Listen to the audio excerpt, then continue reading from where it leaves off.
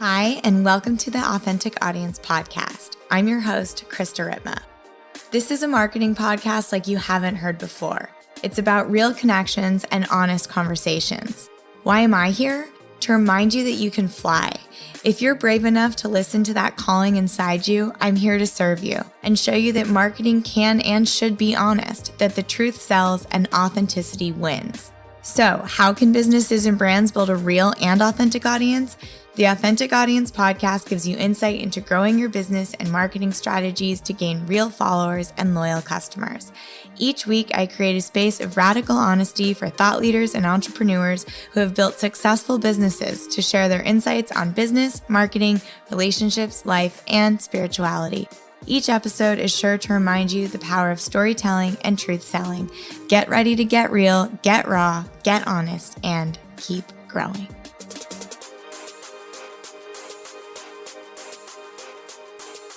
Jeanne de Kroon is the founder of Zazi. Zazi is an Amsterdam-based fashion label with a focus on sustainability and women's economic and social independence. Working with women's artisanal communities through both the United Nations Ethical Fashion Initiative and independent NGOs, Zazi aims to connect consumers back to craftsmanship and co-creation. Jeanne is a public speaker on behalf of the European Union, a global ambassador for sustainable fashion, environmental awareness advocate, and is changing the perception and importance of artisanal craftsmanship one step at a time. Obviously, with that introduction, everyone knows why I'm so excited to welcome you. So thank you for being here. No, thank you for having me. I'm so excited to join this podcast, and thank you for all the incredible stories that you've been facilitating. It's a true honor. From life from my houseboat in Amsterdam. Speaking of that, that's where I want to begin. So it's a crazy time, and the first question I always start with is, how are you? Where are you? Tell me what's happening in your world right now. Yeah, okay. So in my world, so I recently moved from Berlin to Amsterdam. Because my heart really wanted to go back and also really connect to family.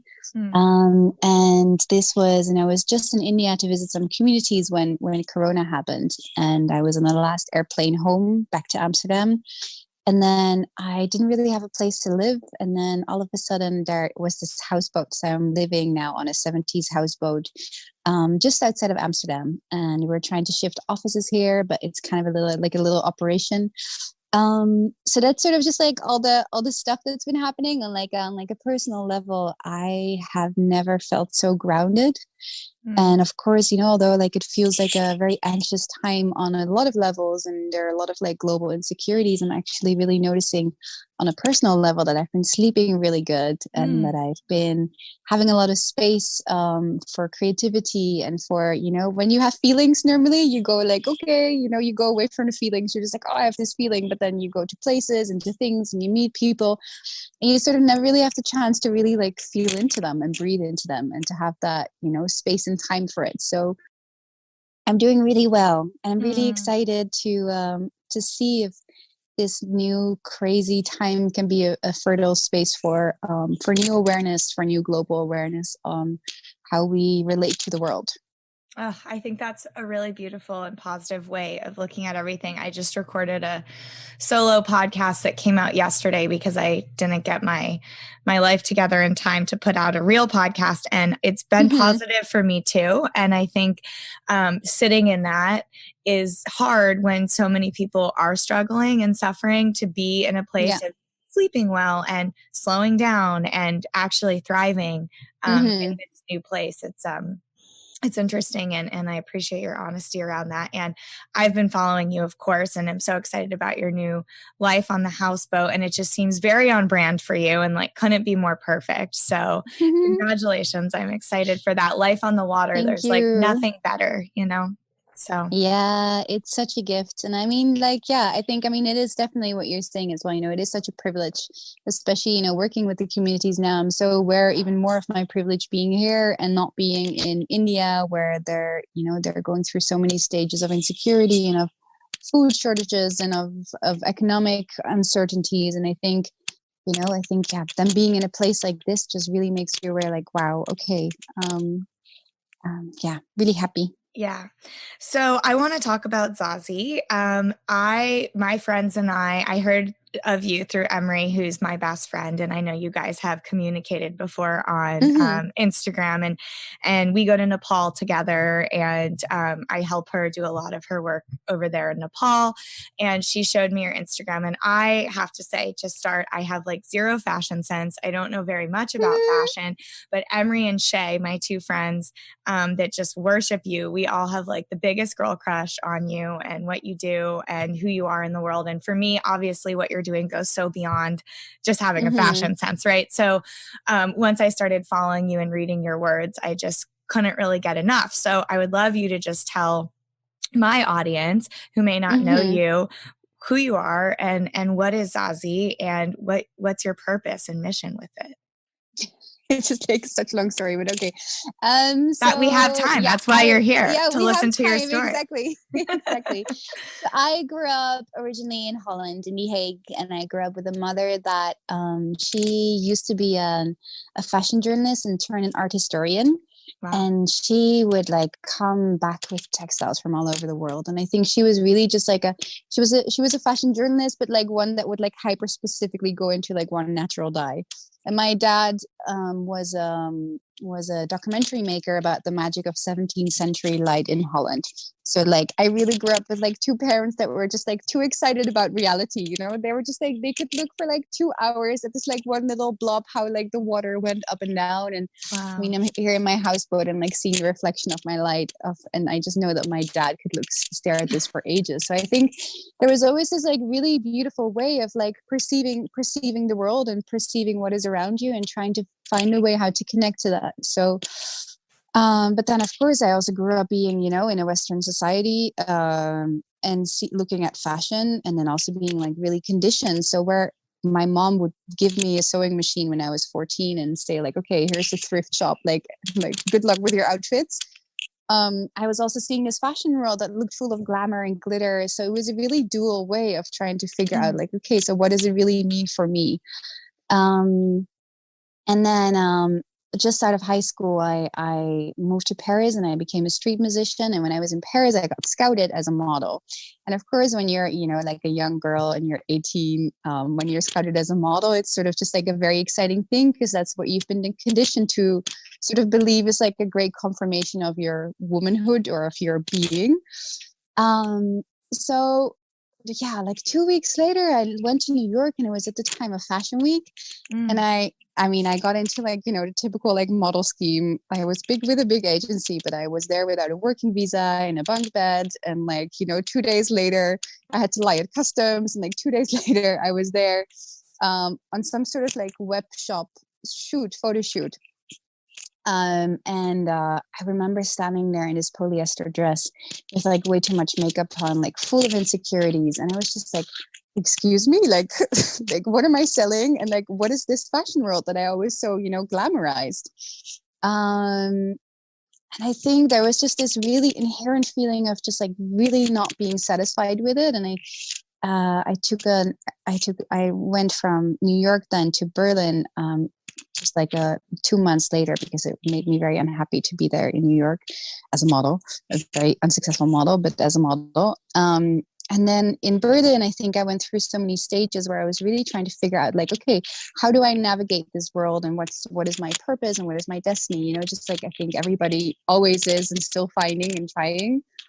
And then I applied for uni, and then on my final job when I was still modeling in Germany, I got booked exactly one time, and that never happened really. Because it was it was like my German agency called me and they were like, oh dear, we have one job, we cannot believe it, but like let's go. Yeah. So I went over to do the job, and then the stylist gave me like this t-shirt, and it was from like a big fast fashion retailer, but she sort of gave it to me like, oh God, you know, I think you can use like an extra t-shirt, because I was going through like a really big hippie phase. I was traveling a lot in Nepal, and I had this, you know, beautiful boyfriend with dreadlocks, and he would write poetry on the street, and I would walk barefoot through Berlin, and you know, we were both really searching for just like, okay, what is, you know, how can we relate to the world? So she gave me this t-shirt, and then a little while later I booked my yoga teacher training in India. And then when I was traveling there alone, I at some point there was this woman that grabbed my hand, and I was wearing this t-shirt that I got on the job, and she was looking at me and she was like, I really want to show you this thing. So a little while later, I was in the south of India. There's this like a lot of subcontractors from like major fast fashion retailers. They all produce there. So when I was finding myself in this slum area, brought by this woman that I met on the street, and she was like, I really want to show you this thing. And I was like, oh, okay, interesting. So we went to visit this incredibly beautiful woman that lived next to this really heavily polluted river that was like bubbling with pink bubbles. And she told me a little bit of her story. I couldn't really understand that much, and we're drinking chai there, and I was really enjoying the moment. I was like, wow, I'm like surrounded by all of this, but why exactly? And then at some point I saw a really big bag of diapers in the corner of the room. And then at some point there was, I asked the woman that brought me there, like, can I facilitate? Can I, like, what is happening? Or is she okay? And then she said, like, well, the reason why I took you there is because the t-shirt that you're wearing is most likely made in a factory where she's working, and she cannot use the bathroom because she gets locked up for 14 hours per day. And I think that was the first moment where, when you cannot identify with something, that means the woman that is behind your shirt, or like the animals in the animal agricultural industry, or like a pig or whatever. You cannot, when there's no identification process, there is no empathy, and when there is no empathy, there's no change in behavior. And I think this counts for like all major issues when it comes to climate change, but also when it comes to ethical consumerism on a lot of levels. Sorry, I hope this thing is not too. Oh, that's better. There you go. Okay. Yeah. Okay, oh, there good. You go. We're better. We're better. Yeah. Okay, good. Maybe I'll just keep it like this. You have so many like jewels and I know, I'm like covered in feathers and bangles and things. So it's kind of I wish my audience could like see what I'm looking at. It's like a lot of action. Yeah. So beautiful. Yeah, but I think that was for me a really big change. And I was like, wow, okay, like you have been so conditioned in the West to look at fashion as a way of like, supermodels in great outfits, but then actually it has nothing to do with the cloth itself. And then I started to get more into textiles, and it was like, it's really interesting because like 100 years ago, if you would see a piece of clothing, you could identify where it was from because it was dyed with the natural, elements of nature. I mean, we work now in Afghanistan, and you make cloth with like, the waste of the saffron, like local farmers, and you make cloth with like, the local pomegranates or the walnuts or the onion dyes. So like fashion is, I mean, inherently, it's a way how women translated their world through cloth with the local nature. Like that's literally what it always used to be. And this it was incredible because when you looked at, old craftsmanship, you could really identify and like get lost in these dreamy stories of like, okay, this elder from this one particular village, she used to make this, one cross stitch with like a special, natural dye that only she knew of. And at some point we started to shift our gaze from the actual beautiful stories, which is, like how women have explained their world, to this sort of like weird made up like fantasy world and like fashion circus that we look at now. And I think, I mean, probably notice as well, when you travel anywhere in the world, you can always connect to women through cloth or through like babies. Like these are like the major two connection points. So like real. Yeah.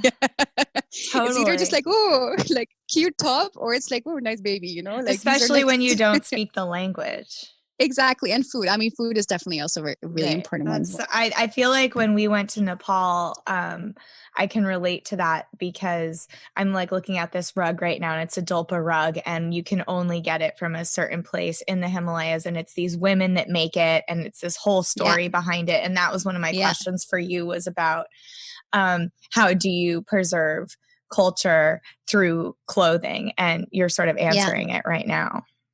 Yeah, it's this, and this is the most important thing. And I think I really believe, I mean, that's just a complete sidetrack from where we started, but I think, like that's the magic of textiles. And I think having been traveling now for the last few years, knowing and seeing like how, like women from the high peaks of Tajikistan to, the mountains of Nepal to like the deep Amazon have used like the same drop spindle technique, but also like all have their incredible, beautiful stories about the cloth behind it. Like I was in Brazil last year, and I was with the Hunikuin, which is like a local indigenous tribe, and they have these amazing stories of like how every piece of cloth is linked to the spider goddess, because the spider goddess like appeared in a vision of the ancestors, and it's the little spider that lives inside of the cotton plant. So this spider, they still sing the song of the spider goddess when they weave, the sacred patterns.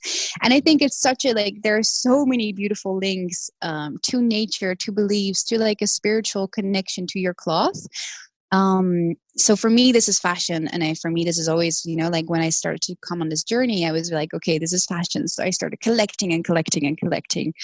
And like my boyfriend always used to call me like fling fling, because like every time I walked around, there were just like too many things like fling flinging and like bangling and twiddling and like doing. And yeah, we just, so, at that point, it was really interesting, because I think at some point I was like, okay, so I want to bring this to people, but also realistically, like I am on a student budget. Like I got student money at the time from the Dutch government. I know that for Americans, this is like mind blowing, but like university here is a bit different. So, but on a very limited, student budget. So I was also like, okay, I have a lot of ideals, but I don't have capital. I don't have a business plan. How do I start? So I think quite naturally at that point, it was like, I just started on the Sunday markets, and I started explaining everybody that wanted to hear these stories behind cloth.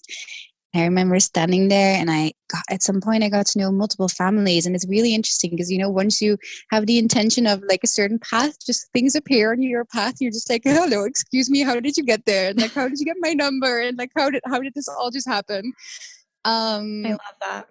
Yeah. Well, and it was that amazing. you're on the right path. Like for me, those signs, I'm having a similar experience right now to like, what's happening? Like I didn't even really ask for this, but at the same time, this is what I set my intention to. And then it just comes. Totally. And I learned that with yoga, actually, when I did my yoga teacher training, when you dedicate your life to like this greater purpose, whatever it is, the doors start opening, because it's like not about you. Totally. And I think that's really the big thing because I really remember very consciously that I really set this intention, like, I want to serve this thing that I learned about textiles. Like I want to serve this to the world and to as many people as possible. And I don't really care in which format this has to go. Like I never thought about having a fashion company. I was just like, I want to make people see what I see when I look at cloth, and when I look at the world, and when I look at craftsmanship, and when I look at, when I look at textiles now, I see hands. Like I can only see hands, and I can only see, like I can only see. I'm never gonna look at a piece of cloth the same way again. Yeah, and it's the most beautiful thing, it's like, it's creation. It's like creation and creativity, and like, yeah, it's so I would just really wanted to serve like in a way, like the world or the people around me with this knowledge that I really felt so deeply resonating. And I think I really had this like one ritual. I remember it was like on my 23rd birthday. Yeah, it's like 4 years ago. Yeah, you're quite young, by the way. Yeah, I'm young. Yeah, to have such a successful and amazing platform. Yeah, like in its own way, it still feels like a really small community, but it's a really beautiful community, and I feel like it's very powerful. But yeah, so I set this intention, and I think, that's a big part of it. So I started selling on the Sunday markets, and then all of a sudden I got to know all of these textile families. And then through that, at some point I met my Indian mama, which is the most inspiring woman that I know in the whole world, called Madhu Vaishnav. And she just started her NGO. So we sort of like aligned paths at the right time at the right place. And then I literally drew a dress on a napkin in like a Thali restaurant. We were having like a Thali together. We're talking about both of our projects and beliefs. And she was like, oh, just make a dress. We'll figure it out. So she took me to her local sari tailor called Masterji. And like he like nodded his head a few times up and down. And he was like, okay, I can try to make a pattern. So he made a pattern from old Indian newspapers. And I called one of the textile families that I was already working with for the Sunday markets. And I said, like, yeah, we have this, secondhand ikat from the Fergana region from like the 70s or 80s. So I made 7 dresses from, this ikat that I found through them in this small village with the women that she was working with. And, one sleeve was like 20 centimeters longer than the other. And it was all just like, but so much excitement because we co-created this dress together, it was really like mean, there is incredible craftsmanship in India. And I think these women were just, they were sort of reviving the local craft in that village. And then together, I just remember sitting there for hours in like 45, 50 Celsius desert. Yeah. I don't know what the Fahrenheit is, but it was very hot. It's hot. And yeah, hot, just hot. And then I just remember sitting there being surrounded by, just creating together. And I think learning about textiles together. And then I came back to Germany, and then this started into my company called Zazi, as it is sort of now. And then, a little further down the line, now we work with the most incredible artisanal communities, both through the UN and independent artisanal families and NGOs in Uzbekistan and Afghanistan and Tajikistan and in India, and then hopefully in Ghana soon. So I really just want to, my favorite thing in the world is trying to make people excited about what I feel really excited about. And I feel like that's sort of what I can do really well now with Zazi. So it's been the biggest gift of my life to have found this sort of like interwoven thread that connects all my elements together. I love that story. And it's so beautiful. And I don't know how much you know about me, but I have a marketing agency. So I market people that I am excited, that I'm excited by. And so it's really hard for me to like take off my marketing hat. So sitting here listening to you speak, it's like, oh my gosh, this makes complete sense about why it works, right? Because first and foremost, authenticity always wins. And so when you have something that has a purpose and that you're really excited to scream and share from the rooftops every day and like champion this thing, it's like going to be so exciting for everyone else, because hearing the way you talk about cloth and hearing the way you talk about culture and design and fashion gets other people excited because you're so excited about it and you can share it in this way. Also, it's really specific, like this textile, this like niche thing. It's not this huge sort of like, I can't think of the word, but it's niche enough that you can actually make a really big difference in this particular area. And it's big, it's niche enough that it's specific, and it's big enough that people are going to be really interested in it. And nice. I like your marketing. Yeah. And the product itself is beautiful. So if you haven't seen the coats are what I'm obsessed with. And my friend and I, Shay, want to get one for Emery, for her birthday, because she's just so obsessed with what you're doing. And I've just been, enamored by everything you post and by the fashion that you share. But to me, it's like, not only is this really beautiful what you've done, but it makes sense from a business standpoint why it works. And that's so exciting. I never thought about it. I never thought like, oh, I'm going to have a fashion business. It was kind of like, it's like accidental. It's like, oh, I really love doing this. And then people started asking me like, oh, I want to buy this from you. And I was like, oh, okay. But nice. That's why it works. That's why it works. Totally. You can't fake that. You can't fake that intention. And intention to me, and my listeners know this, is everything. And when your intention behind something is that pure, is that organic, is that just like purposeful, then the abundance comes and the doors open and the networking and everyone wants to be a part of it. Just happens. It's you can really feel it. Yeah. You can feel it. Yeah. And I think, like this is, I'm really happy that this happened. I really feel like this is my thing. And then the really funny thing is as well is that when I came back from the Amazon, because when I was with the Honeycombs, I kept on having visions of a spider, and I was like, oh, excuse me, but like I'm kind of done with the spider now. It's not my favorite thing in the world. And then I found out later the whole story about Bashnampudu, which is kind of like the spider goddess of the weaving and of the women. And then I came back to Holland, and then my dad was like, oh, you didn't know where our family came from? And I was like, no, I thought we were potato farmers. And then he was like, well, no, us actually, like de Kroon is like a part of a 17th century weaving machine. No. So I come from this. Yeah, it's literally my in your ancestral.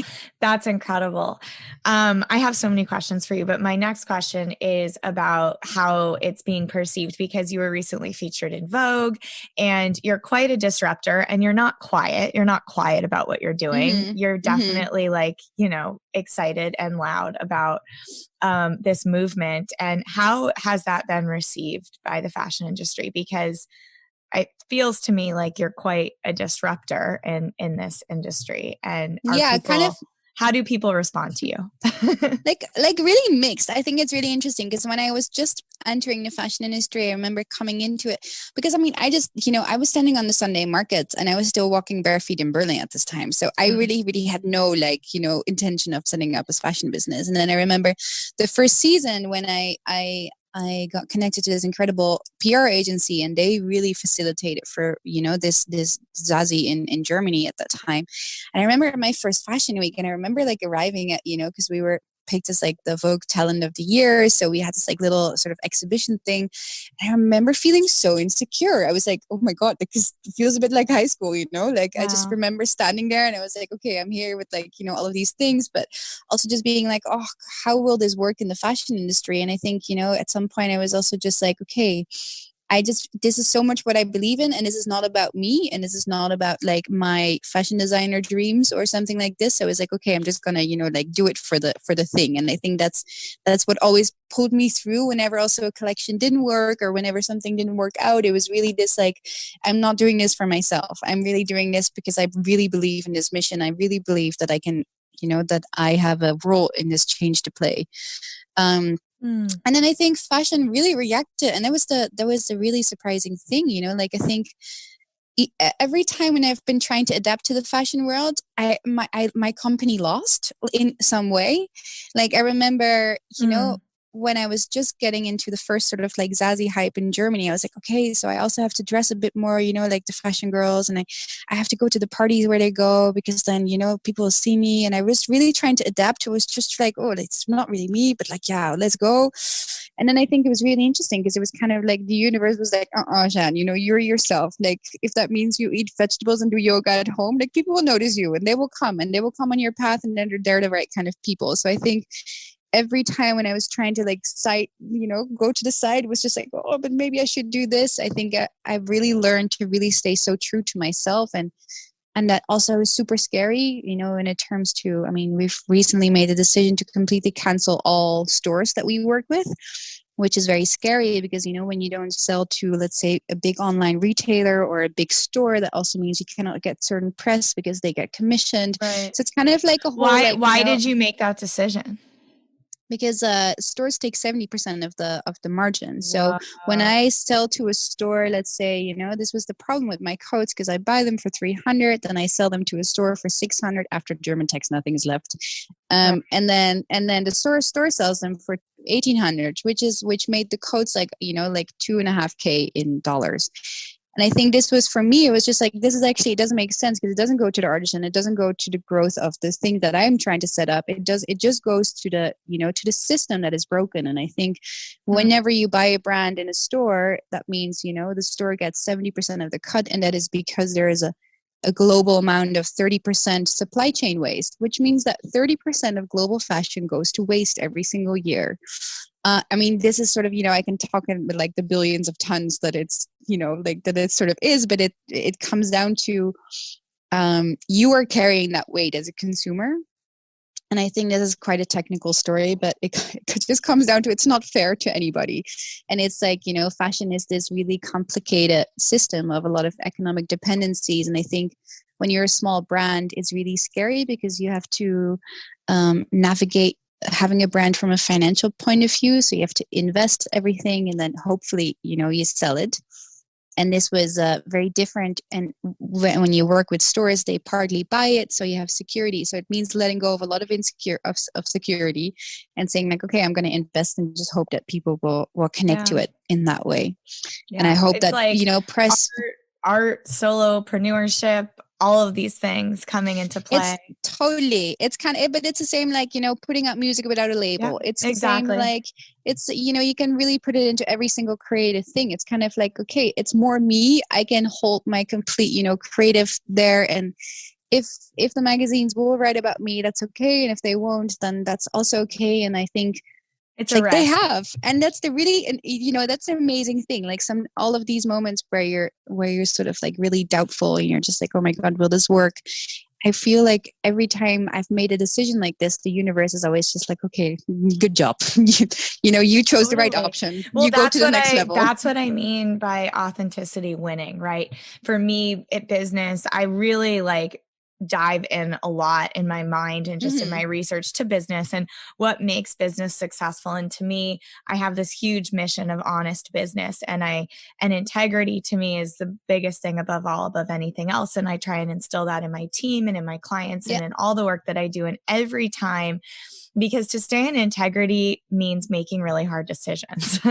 Integrity isn't easy. And so it means sacrificing money. It means sacrificing partnerships. It means sacrificing a lot of things in the name of purpose, in the name of truth. Of what I believe in. Exactly. And I do find that the universe rewards me almost like too quickly sometimes, where I'm like, who's watching me? Like, what's happening? Because what's happening here? Because it's so real. And I think there really is no shortcut in what you just did, removing yourself from the stores. It's such a big risk. And at first it might seem really scary, but I think the people who you want to buy from you will see that as a way of wanting to support you even more. Right. So totally. Yeah. I think that's super beautiful. The other thing I wanted to talk about is I saw this really beautiful post. This was a while ago, but you wrote something really beautiful, and it was sort of how I discovered you. I had known who you were, but then Emery shared this post with me, and I was like, yes. And it's about, as somebody, growing up in the Western world, going into these developing countries and working with these artists, it's this idea of cultural appropriation and exploitation versus co-creation and celebration. Do you remember what post I'm talking about? Yeah, I think so. I mean, I feel like I was, but this is such a big topic in my life. And I was hoping you could just talk to that and what you mean by that and how to navigate that world. Yeah, super hard. And I think, I'm still learning about this every single day. And I think, of course, I grew up in Holland. I grew up in a former colony. I am born in a white body. I grew up as a legacy from an oppressor. I mean, I'm not a man, but I'm a woman from this country. But still, there are so many post-colonial pain all over the world. And I think the more I've traveled, the more I've been, interacting with this, from the deep Amazon, with the missionaries to the, to the African countries, to India and everywhere. And I think this is such an important thing to be aware of. You cannot just come in and say like, okay, first of all, I think it's the narrative, which is really important. Like, I think I never set an intention where I was never like, oh, I'm going to help the women there. And I think that's a really wrong perception of the Western world, because, when we grew up with a single story, and at least in Holland, I don't know how it was in America, but in Holland, it's very much, Columbus the Conqueror and great white man on big boats. And this is all of the great things that we're proud of were all done by men. It's also really interesting to see that 0.5% of global history is made by women that we recorded. So there's this really deep conditioning. And I think once I knew about the other side of the story, and once I was really just opening my eyes, I was like, excuse me, like how limited did I grow up? And there are these incredible craftsmanship. And when I think of Ghana, I think of the richness of Kente fabric. And I think of, just the incredible stories and cultural elements that are behind it. I mean, my boyfriend is half Nigerian, so he tells me about this deep, profound, the Igbo culture that he comes from in Nigeria. I know they have this incredible alphabet that sort of links to every single element of life that can also be found then, similar ideas can be found in all kinds of, indigenous cultures. And I really believe that this is the time where we really have to listen to the stories that we've not been listened to, because I think these, stories until the most important components on how to move forward as a global culture. And I think, when it comes to appropriation, I think it's really important to discuss. I think for me, I really feel that Zazi is a complete co-creation. We co-create with the artisans. And it would be really weird when I would say I'm making a sustainable textile in India and it would be like a white organic cotton t-shirt, because then you're negating the complete, richness of their culture. It would make so much more sense to be like, okay, I would love to work with you. You've been obviously knowing this tradition, this craft, this art, this, beauty for generations. Like, how can we create something together? And I think that's really what I feel like I do with Zazi, where we, you know, we work with a workshop in Uzbekistan, and I'm just like, oh my God, Gulzona, for example, who weaves the cotton and the ikat on her loom, has to take 37 steps before it's woven. She has to, you know, like on a day, she can only like, I just feel it. And we talk to them every single day. They're like the family, you know, they're just like, Right. and I think having this really respectful way of just trying to navigate these things, and I think being aware, I think that's really important of where it starts, like being aware of your privilege and being aware of, like, you know, the colonial history, being aware of the pain, being aware of, but then also being like, how can I use this privilege to facilitate, you know, this incredible craft and this incredible culture that I got to know and that I think the whole world should know. And how can I mean, I think there is a big reason why I'm never on the Zazi Instagram. Like, Zazi really feels like there it is the place where Gulzona from Uzbekistan or where like a Madhu from India connects to the consumer. Like, It's the so brand. beautiful. It's so beautiful. And I did notice that. I'm just taking notes on what you're saying because I don't want to forget. I'm fully here. But I love that because I did notice that on Zazi, and you are like a model, of course. So it would be so easy for you to put your face on the clothing and put your face on the Instagram and on the brand. And I think that that's a really beautiful decision that you made, because to me, people follow people and then they follow brands. So actually to remove your face from the brand and feature these women is an amazing decision. And I think just speaks to the authenticity of what you're doing. And it is such a fine line. And I'm sure, and that's my next question, because I go into Nepal with Emery, and this is my only sort of even little small window into what you do is my journeys in Nepal and working with the women there. And Emery has been going for 10 years. She speaks the language fully. That's amazing. I didn't know that. Oh my when God, I go to Nepal with impressed. her, it's like when we hike through the Himalayas, I'm like with a Nepali. Like we always say she's Nepali in her heart, because this whole side of her comes out, and it's totally crazy. I really want to come with you to Nepal. Nepal is like like one of my favorite places in the whole world. I literally was sitting here having a moment while you were talking, seeing the three of us sitting on a floor somewhere. Yeah, I'm pretty sure it was a mud floor. But when I go, and Emery is so she takes photographs, and she, you know, works with artisans there and just does so much beautiful work and gets so much hate and like backlash and, you know, leave those kids alone and like just these really, really rude comments. And so it's like, even when you are, you know, staying true to the culture and focusing on co-creation and thinking about privilege and all that stuff, do you still get, you know, negativity about it from people? Sometimes, like every, and I get it, you know. I think in the beginning I was learning a lot about it, and especially, you know, I learned the most from my boyfriend, because I think he's like, you know, he's a philosopher, and he did, you know, all of his theses were about, you know, cultural identities. And I think, you know, like having this split identity of Nigerian and German, and being, you know, perceived as white there and black here, you know, I learned so much of like the how it feels like, but also this pain that goes, you know, that is so present within society. And I think this pain is, of course, very easily projected on anything and anybody that does anything. So I think it is very valid.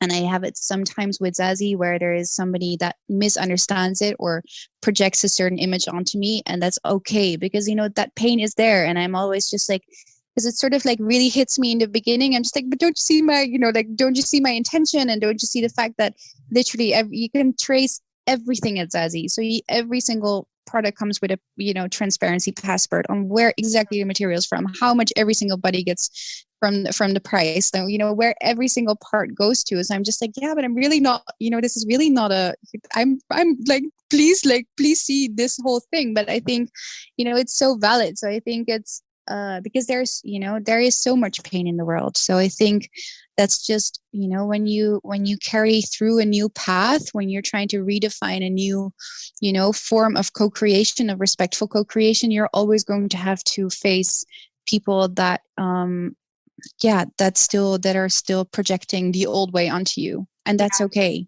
Yeah, I think that's just like, how do I deal with this? It's a part of it. Yeah. yeah, I sent them a really nice message and a voice message, and I'm just like, oh my God, I really feel you. Like, so annoying. This whole, not annoying, but like, I completely get you. And I wish that I could, be there even more to facilitate your story and to facilitate, to make everybody more aware. But I think when it's really aggressive, and I've sometimes had this, I have this rarely, now anymore, I think because I removed myself from Zazi. Right. So you either follow me or you follow Zazi. But I think, right. And also the narrative, like I also had to learn a lot about the narrative. So I would never say like, oh, look at, like Zazi saving the world or something. It's kind of like, oh, look at like the amazing family that Zazi is. Wow. From everybody that's involved. Sorry, long answer, but I hope that answered your question. No, I think it's really beautiful. And I think that that's such an important conversation to keep having, especially in the Western world, because more and more we're going over there, to these amazing, beautiful places. And there's the stories of these rugs, right? And we were trying to figure out how to get them here. And you had to hike. You have to fly to Kathmandu, fly from Kathmandu to take a helicopter for 3 hours somewhere else. And then from there, you have to hike 2 weeks at least to get to this village up in Dolpa. And then at that point, like there was no way to confirm that the women weaving the rugs were getting the money. Like we were trying to figure out how to get cell phones there so that we could check on them with cell phones. And then somebody, I mean, it's not easy.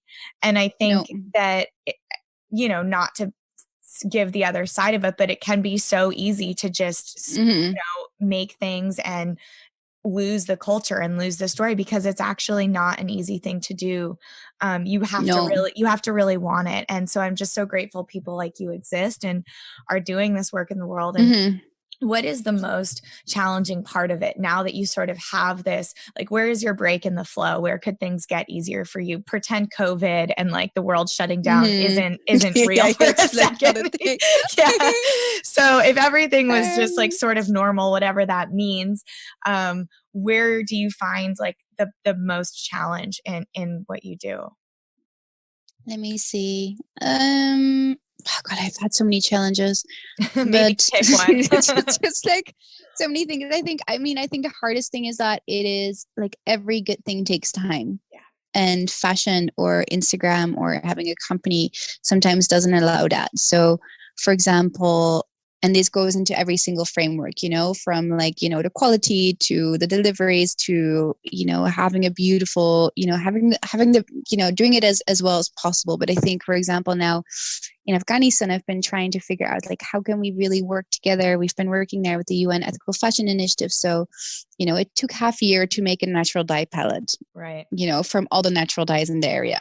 Then it takes time because there are no real textile industries there. So you have to import the textiles, let's say from Pakistan, but then you can do all the rest there. And then, you have silk threads that are being woven by a small women's collective in Herat, and then trying to figure out how to get all the textiles from Herat to Kabul, and from Mazar Sharif to Kabul, through also a war, because there is still war for the last 40 years going on there. And artisans that, risk their life every single day. They go out of their homes. I mean, everybody in Afghanistan. And then I think trying to navigate all of these worlds together, and also trying to build up, the most beautiful supply chain where you can in the end say like, oh my God, this dress is 100% made in Afghanistan. Right. I mean, minus the fact that you don't have the raw fibers there yet, but really building up products and supply chains and like human chains that are all, can thrive and can stay true to the local culture and nature, and then trying to also make that affordable for the consumer. I think maybe that's even the biggest challenge. I mean, there are challenges everywhere. They're but everywhere. I think that's the time one though, I think is a really big one. And I actually interviewed Martin Johnson, who lives in Amsterdam or somewhere near there and has a sustainable fashion. It's called Honest Luxury. It's called Crafted Society. And he works with artisans in Italy. And he was telling me about how a lot of these big labels, their artisans have to sign all these NDAs where they'll actually never get the credit and all of this stuff, and nobody knows where it's made and who they're made by. And so he's doing a lot of work in this. And I was telling him about you and how excited I am to interview you, and that, you guys should probably eventually meet. And just the time that is not on your side, because you're competing against like Amazon or Nike that like have these like 2-day shipping, right? And we live in a society that just like demands convenience. And I'm one of those people that demands convenience. And so when I started really waking up to this whole idea around fashion, I've had so many people on my podcast now about around fair trade and where your clothing is being made and consumerism and how you're shopping. And it's really become so obvious to me. You can't close your eyes. You can't go back. And you just have to, you have to understand that when you are ordering something, you have to also the value of it goes up, right? Because everyone's actually getting paid fairly. And so understanding that when you pay more and you're working with people like you, like understanding where that money's going and that it might take a month to get to you. It might take 8 weeks to get to you. It's not going to take 2 days, and just reprogramming in that super weird way is so important. It's so important. Yeah. And it's something that, I've just noticed in myself now that it's like, would I rather have this in 2 days, or would I rather have something that's more like what I'm wearing right now is I know where it's made, right? I know exactly where it was made, and I bought it from somewhere local, and it was really expensive, and it was worth every penny. And I think just changing the mindset, it's like something bigger that needs to happen on the consumer level, of just thinking about where we're shopping, how we're getting things, where our money's going to. And I feel it happening. I feel, especially because I work in marketing, that people really are beginning to care where their money's going to. There's like a waking up around consciousness that they want to know who's getting their money, because people are realizing that that's energy, and the exchange of that is so sacred. So totally. I feel optimistic about it. But my last question for you is really around the fashion industry on your side of things, because I'm the consumer and you're sort of on the inside. Is what is your prayer for the fashion industry? What is the prayer like for people that are getting into fashion, people that are graduating from, the big fashion schools or whatever it is? What is your hope for sort of like the next decade or so? Like you said, good things take time. Yeah. Yeah, I think, like when I would ask anybody in the whole world, like, what is your favorite piece in your wardrobe? It is always like, that one piece you had your first kiss with, or the one that you got from your grandma, or, like everybody has this incredible story with their favorite piece in their whole wardrobe. And I think what fashion is nothing more than like facilitators of stories through cloth. Like, we're storytellers, we're creators. And I think the thing is that what I've also noticed is that you cannot connect to a story if it's not real. And this is a really big thing, because you cannot connect to a piece of cloth through like a supermodel in Photoshop. If you connect to a piece of cloth, or if you can connect to the real story behind it, that immediately gives you a responsibility of making it sacred. And when you make things sacred or special, or when you connect to every single level of it in its true being, you make it sustainable. And this is the foundation, I think, of or connection to the world, but also what really defines sustainability. Like, sustainability has nothing to do with a marketing term, or the fact that your t-shirt is organic, or the fact that like some cool brand came out with a sustainable collection, quote unquote. It really has to do with the fact that you're gonna look at this dress from your mom, or little thing on the shop at the corner, that you're going to cherish this thing for the rest of your life. And I think the responsibility of fashion is to facilitate the real story and make that really beautiful, because it is so beautiful. And this is like my favorite thing in the world, like it is so beautiful and it is so powerful. I love that answer. Yeah. And I'm now realizing what about you I love so much, because it's the storytelling. And so for me, I always try and figure out on a podcast, I'm like, why am I so drawn to this person? Like, what is it about this person? So excited. Like, you and I had to cancel and reschedule like 3 times. First you, then me, then I had to switch, then you had to switch. And I'm like, this will happen and the timing will be perfect and we'll drop in when it's meant to. And I always at the end am trying to answer that question of like, why was I so like set on speaking to this person? And my whole thing is storytelling and telling the truth. And I think to me, the best form of marketing is just really good storytelling. And so it makes sense that this is working. It makes sense that it's successful. You're a great ambassador of this cause because you're so passionate about it. So when it's like even being in college or university, when you had a subject that you didn't know if you really cared about, but your teacher was so passionate about it, it made you excited. And at some point you were just like, okay, let's go. Yeah, like I love this. And I geography, think that's what you're doing for this cause, and something that you know, I don't really know a lot about. Now I talked to you for an hour and I'm like, how can I learn more? How can I know more? So I'm just really proud of all of the work that you're doing and excited to know you and hope to keep, you know, this connection going, because I do see, I don't say this often, but there is like, I see us sitting on a floor somewhere. Emery's Me there. too. Yeah. I Me think too. it's we a have mud to floor. Make this work. Yeah. I don't know, yes. but how can people find you? Give me all the calls to actions. Where can we support? How can we learn more? I think the most important thing is, I think, to support. I mean, of course, I have a fashion brand and it's really quite specific. So the most important thing that I really hope that anybody that has been listening to this, that can just like rediscover cloth or clothing or the world, you know, so connect to your wardrobe again. I'm just going to open up my friend that's going to pick up my new adopted chickens with me. So I think when you really want to, wait 1 second.